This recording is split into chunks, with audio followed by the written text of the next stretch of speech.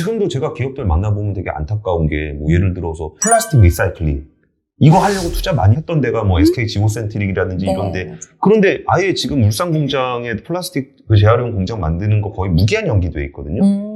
그럼 그 사람들이 뭐 그전에는 착했고 지금은 나빠서 그런 게 아니잖아요. 그쵸. 이게 그때 만들었어도 25년에 만들었어도 25년을 기준으로 해서 유럽이라든지 뭐 미국이라든지 이런 데서 재활용 플라스틱은 오히려 프리미엄을 주고서 사겠다라는 일종의 정책 방향이 있었습니다. 네네네. 그래가지고 그걸 타겟으로 해서 그 공장을 짓고 있었던 거예요. 네네. 근데 안 되잖아요. 시장이 없잖아요. 그러니까 속도를 늦추는 거거든요. 그러니까 이게 정책적인 방향에서의 정치라는 건 결국은 그 국가의 국민들을 위해서 하는 거잖아요. 네. 그러면 이거에 대한 속도가 좀 조절되고 있는 부분은 분명히 있어요. 근데 여기서 우리나라 정부가 이 이제 글로벌한 흐름에서 조금 더 적극적으로 지원을 할 것이냐, 조금 더 소극적으로 지원을 할 것이냐는 기업의 어떤 경영 환경에 미치는 영향이 그렇게까지 크진 않아요.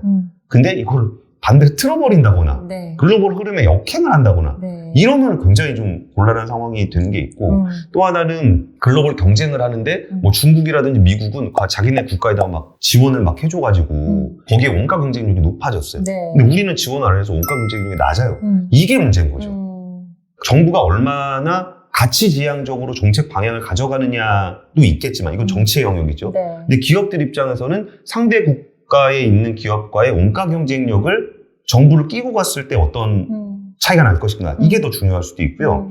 또 하나는 이것도 세상 변한 건데 원래 보조금이라는 표현 있잖아요. 네. 이게 한 5년 전 정도만 하더라도 이 보조금이란 개념은 불법이에요.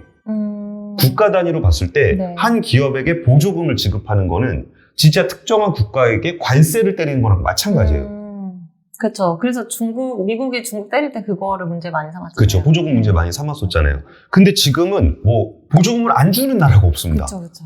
네. 다 각자 노생이고 이게 자유무역의 시대는 어쩌면 그 예전에 우리 신자유주의 우리 대학교 다닐 때 맨날 신자유주의 얘기했었잖아요. 네네네. 신자유 시대는 완전히 끝났습니다.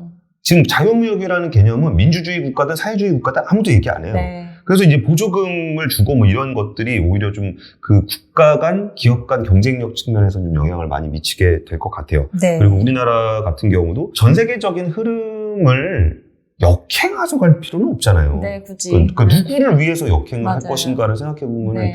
굳이 역행할 필요가 없는데 뭐 그런 경우가 있었죠.